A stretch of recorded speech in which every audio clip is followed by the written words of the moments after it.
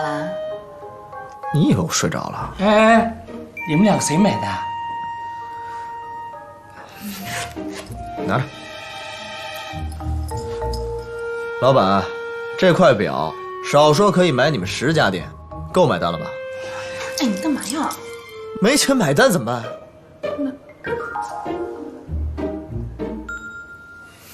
我有办法。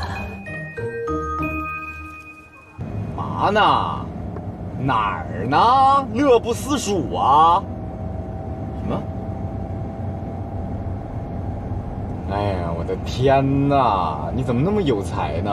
啊，一自驾游怎么整得跟《西游记》似的呀？啊！等着啊，大师兄马上过来救你。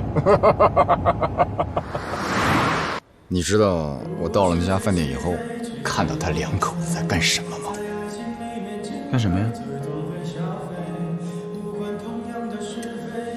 他在给老板刷碗。什么？刷碗？你刷过没有？谁会刷碗？我也没有刷过。机长，你好样的！你每次都走在时代的前列。哎呦，行了，行，别没完没了的，差不多得了。看来啊，这旅游有风险，自驾需谨慎呐。让你去自驾游，没让你去开荒，好吗？哎，你没事往那深山老林里边跑什么呀？有油吗？有信号吗？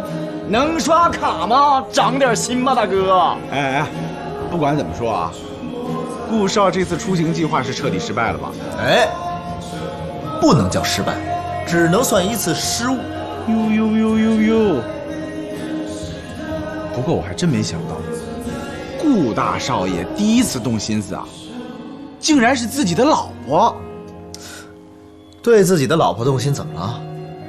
这越拿不下的，我越有兴趣。我跟你们说啊，我要放大招了，大招！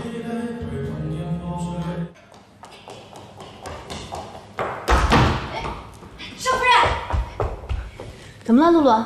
少爷让你去趟花园。他有什么事吗？这个我也不知道。少爷在花园等着你呢，要不你过去一趟？好。